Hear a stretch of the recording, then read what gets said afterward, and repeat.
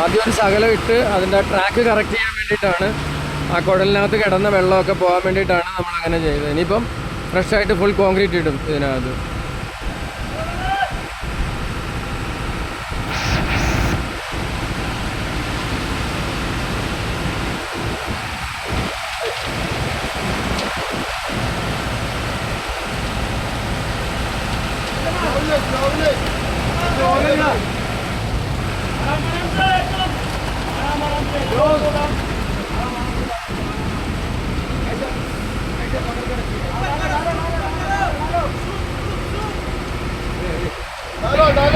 വെള്ളം ഇറങ്ങി പോകുന്നുണ്ട്.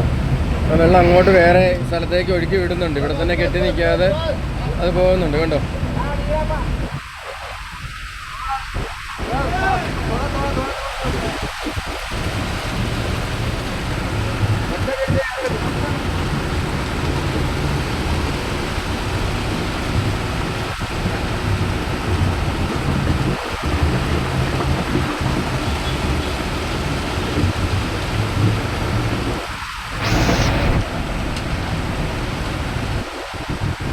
ഏതാണ്ട് ഉദ്ദേശം ഒരു വണ്ടിക്കകത്ത് 6 മീറ്റർ ക്യൂബോളം വരുമെന്നാണ് എൻ്റെ കണക്കൂട്ടിൽ.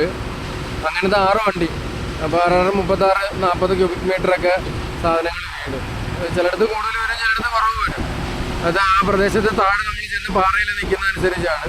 പാറയിൽ കിട്ടിയില്ലെങ്കിൽ മണലിൽ നിർത്തും. അങ്ങനെയൊക്കെയുള്ള പരിപാടികളാണ് അതിനകത്ത് ചെയ്യുന്നത്.